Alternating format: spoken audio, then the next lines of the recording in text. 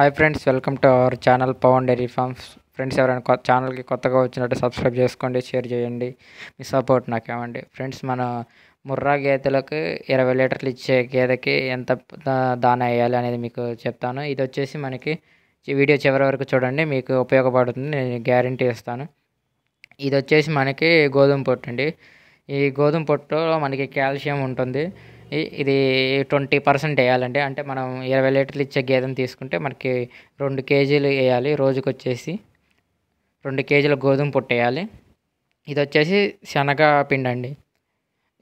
దీంట్లో మనకి ప్రోటీన్ ఉంటుంది, ప్రోటీన్ మినరల్స్ ఉంటుంది. ఇది వచ్చేసి మనకి 30% వేయాలండి.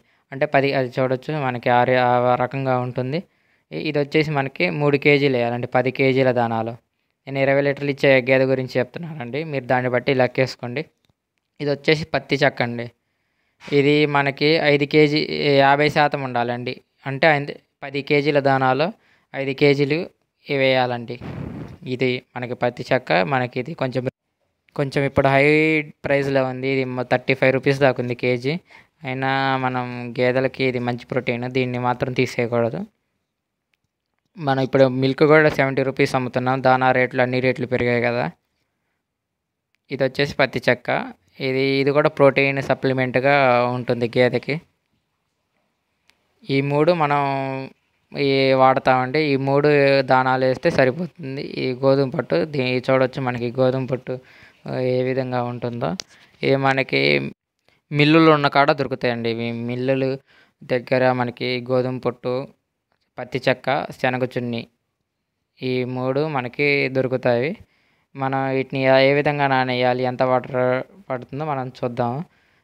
ఇప్పుడు మూడింటిని మనం వేసాక మనకి 10 కేజీల దానాకి దగ్గరగా ఒక 10 నుండి 13 లీటర్ల వాటర్ పడుతుందండి.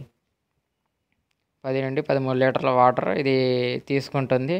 ఇది మనం 6 గంటల దాకా నానవేయాలండి. 6 గంటలు నానేస్తే గేదెకి మంచిగా 6 నుండి 8 గంటలు మంచిగా నాని అరుగుదల అవుతుందండి.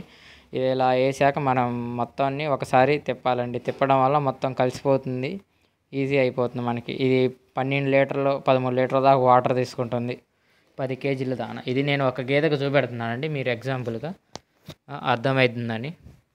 అది మనం అలా తిప్పడం వల్ల మొత్తం మిక్స్ అయిపోతుంది. నెక్స్ట్ నానాక మనకి అంతా వేరే గేదెకి పెట్టుకోవాలన్నా ఈజీగా సమానంగా వచ్చేస్తుంది ప్రతి గేదెకి.